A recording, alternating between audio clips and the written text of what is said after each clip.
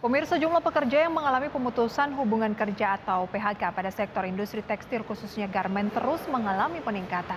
Dan tercatat terjadi penambahan PHK sebanyak 15.316 orang selama periode Oktober hingga November 2022. Pekerja yang mengalami pemutusan hubungan kerja atau PHK pada sektor industri tekstil khususnya garmen terus mengalami peningkatan.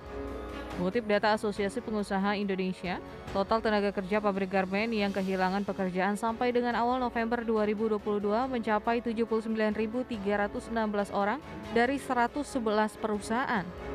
Sementara itu, selama periode Oktober hingga November 2022 tercatat terjadi penambahan PHK sebanyak 15.316 orang. Bahkan sebanyak 16 perusahaan telah menutup operasi produksi. Angka tersebut berdasarkan data yang dilaporkan oleh perusahaan. Namun banyak juga PHK yang terjadi tetapi perusahaan tidak melaporkan ke asosiasi. Gelombang PHK itu terjadi mayoritas pada industri tekstil di daerah Jawa Barat. Data asosiasi juga menambahkan order garmen mengalami penurunan selama periode akhir 2022 hingga kuartal kedua tahun depan dengan kisaran 30 hingga 50% dibandingkan dengan periode yang sama tahun sebelumnya.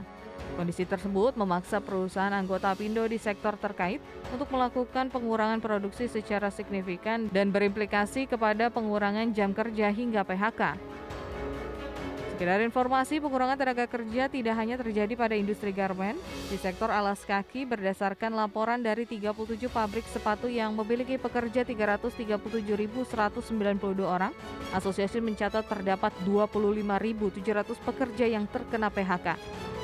PHK terjadi seiring penurunan permintaan sebesar 45% sejak Juli 2022 hingga Oktober 2022 sehingga produksi November hingga Desember 2022 mengalami penurunan hingga 51%. Berbagai sumber IDX Channel.